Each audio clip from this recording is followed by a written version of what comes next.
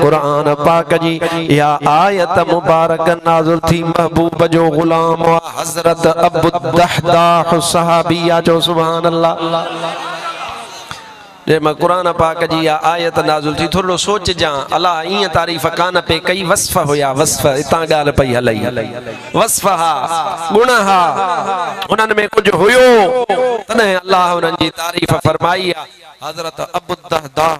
जड़ी मल कुरान पाक जी या आयत नाज़िल थी तो सोने सरदार वटि आयो हबीब के अर्ज़ कई या रसूल अल्लाह मां ॿुधो आहे ॿियनि खां जो तो हर सहाबी तो कोन ॿुधंदो न मुस्तफ़ा जे ज़ुबान पाक मां को कम ते या को किथे या को किथे या को किथे या रसूल अल्लाह मां ॿुधो आहे त अल्लाह से कुरान पाक जी आयत नाज़िल फरमाई आहे मां फरमायो हा सोना ॿुधायो त उहा कहिड़ी आहे अल्लाह जे हबीब या कुरान पाक वारी आयत मंज़ल लदी युक़रिदुल्लाह क़र्दन हसना या ॿुधायस जी मुझा महबूब अल्लाह से छा थो फरमाए समझी त वियो अरबो अल्लाह जे हबीब फरमायो ओ अबू दहदाह अल्लाह फरमाए थो त मुंहिंजी वाट में ख़र्च कयो हबीब अकरम खे अर्ज़ कई या रसूल अल्लाह पंहिंजो हथ मुबारक अॻिते फरमायो यो अरब चवंदा त इन जो मतलब बैत अल्लाह हथ अॻिते कयो हथ पंहिंजो अॻिते कयो अल्लाह जे हबीब पंहिंजो दस्त मुबारक हथ मुबारक अॻिते फरमायो हज़रत सैयदना अबू दहदाह रज़ियल्लाहु तआला अन्हु महबूब अकरम सल्लल्लाहु अलैहि वसल्लम जे हथ मुबारक ते हथ रखियो ऐं हथ रखी करे अर्ज़ थो करे या रसूल अल्लाह सल्लल्लाहु अलैहि वसल्लम ओ सामो मुंहिंजो बाग आहे उन बाग जहिड़ो मदीने बाग में बियो कंहिंजो बाग आहे ई कोन को अल्लाह जा हबीब सल्लल्लाहु अलैहि वसल्लम उन में हिक खजीन आहे ॿ खजून आहे टे खजून आहिनि चार खजून आहिनि पंज खजून आहे 100 खजून आहिनि 200 खजून आहे अल्लाह जा हबीब उन मुंहिंजे बाग जे अंदर 600 खजूं आहे इहो 600 खजन जो बाग मुंहिंजा मुस्तफ़ा करीम तोखे थो ॾियां तूं अल्लाह खे अर्ज़ कर त हे अबू दहदाह जो नज़रानो क़बूल फरमाए मुझा भाव दीद थोरो पंहिंजे हालत गौर कर पंहिंजी इस्लाह कर ऐं सहाबीअ खे ॾिस त वो सहाबी पंहिंजी ज़िंदगी कीअं थो गुज़ारे हबीब अकरम खे अर्ज़ कई या रसूल अल्लाह अञा ॻाल्हि पूरी कान थी आहे सुभान अल्लाह अञा ॻाल्हि पूरी कान थी आहे हज़रत अबू दहदाह अर्ज़ कयो या रसूल अल्लाह सल्लल्लाहु अलैहि वसल्लम यो 600 खजन वारो बाग अल्लाह से तोखे मूंखे कॾहिं मदीने में मिलाए आमीन न चयो अले मौली साहब टिकट थो घुरे भई अले डोकड़ थो घुरे मां डोकड़ कोन थो घुरे मां चा तो इत्तेफाक एड़ो थे जो ते मिलऊं पो मां तोखे हथ खां वठी हलंदुस तोखे हज़रत अबू दहदाह वारो बाग ॾेखारींदुस तो हल जा ओडे तोखे मां ॾेखारींदुस वो ही जाइ आहे तोखे ॾेखारियां ॾिस हली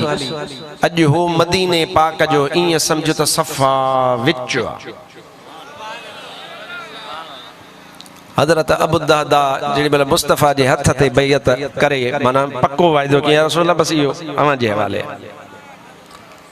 अल्लाह जे हबीब फरमायुस त अबू दहदाह अल्लाह से न्यापो मोकलियो आ त अबू दहदाह खे मुबारक दे मां तुंहिंजो नज़रानो क़बूल करे छॾियो अबू दहदाह खुश थियो इतां उथियो हाणे ॿुध त सही अब्बा सहाबी त सहाबी पर वाह वाह सहाबियाणी सहाबी त सहाबी पर वाह वाह सहाबियाणी मुंहिंजा वाह सुनो अबू दहदाह उतां खां सिधो निकितो ठरंदो पियो अचे खुश थींदो पियो अचे सिधो पंहिंजे इन बाग में पुगो रहंदा ई बाग में घर वारी जेका हस वा घर वारी उन जा नंढड़ा बचड़ा हज़रत अबू दहदाह जा पंहिंजा नंढड़ा बचड़ा उहे बाग जे अंदर खेडन पया जून जुलाई अगस्त जो महीनो आ कतल पकल आ मां खैरपुर जो असुल में माट खजन जो बाग आ मुंहिंजा भाउ मूंखे ख़बर आ कॾहिं पचंदी आ कॾहिं न पचंदी आ हाणे जुलाई अगस्त जो महीनो आ डंग तैयार हन डोडा तैयार हन आहिनि असील तयार आहे फसुलण तयार आहे ये खजनि जा नाला असील तयार आहे फसुलण तयार आहे मुंहिंजा भाउ अदीद ॿियूं खजियूं जेके ख़ुदा आहिनि बचवंदा आहिनि उहा बि तयार आहे हाणे सुहिणो अबुदहदाह जेॾी महिल बाग़ में आयो त संदुन घर वारी जेका वा उहा पंहिंजनि बचड़नि सां वेठी आहे पर हाल कहिड़ो मंज़र सोचजा हाल इहो त ॿार जेके हा उन्हनि ॿारनि जी झोलीअ में कुझु खजीअ जूं ॻड़ियूं ॿार खणंदो असां बि नंढड़ाई में मेड़ींदा हुआसीं सुठी ॻाल्हि उहे मेड़ियूं ॿार बीठा हा ऐं कुझु हथ में आहिनि जाॻो था अलाए निंड अची वई अले छप हणी वेही रहिया हो अले तवज्जो अथव अले छा मूंखे लॻे थो निंड अची वई त सुभान अल्लाह हथ मथे करे त ॿारनि जो मंज़र इहो हो त ॿार कंहिंजी झोलीअ में साण हन ॾोॾा कतल ऐं कुझु हथ में आहिनि ऐं वरी टी ॻाल्हि कुझु चॿिन पिया खाइनि पिया वात में आहिनि हाणे इहो मंज़र हिते सम्झजां हाणे अॻिते अबूदहदा रज़ी अल्लाह तआला अन्हु अंदर आयो सॾु कई पंहिंजी घरवारी खे भागन भरी जीउ साईं लब्बैक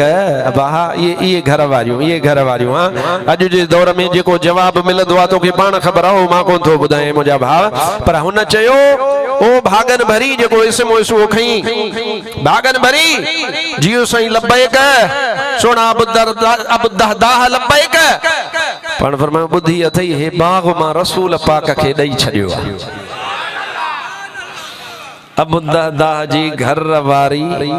हिकु अखर बि पंहिंजी ज़ुबान मां कोन कढियो छा कयईं उतां उथी करे जेके बच्चा झोलीअ में ॾोॾा झलियूं बीठा हा उन्हनि खां उहे ॾोॾा जेके हा हेठि उछलराई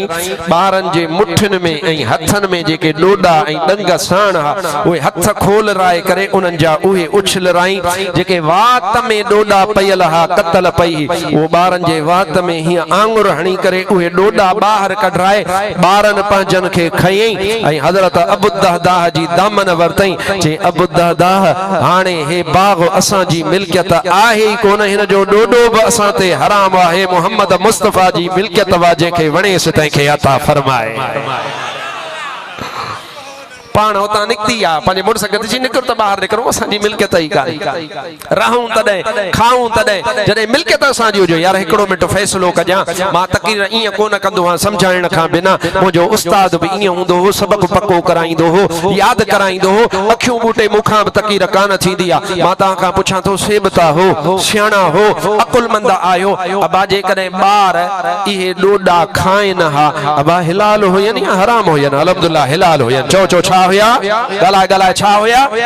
हिलाल हुया झोलीअ वारा बि हिलाल हुआ हथनि वारा बि हिलाल हुआ वात में पयल बि हिलाल हुआ पर वाह सहाबियाणी सहाबी बि सहाबी आहे पर वाह सहाबियाणी तुंहिंजी कुर्बानी जेॾी महिल ॿुधई त अल्लाह क़बूल करे छॾियो मुस्तफ़ा क़बूल करे छॾियो जे हाणे हिन जो ॾंग ॾोॾो बि असां ते हराम आहे सभु कुझु घोट मोहम्मद मुस्तफ़ा जे क़दमनि तां कुर्बान आहे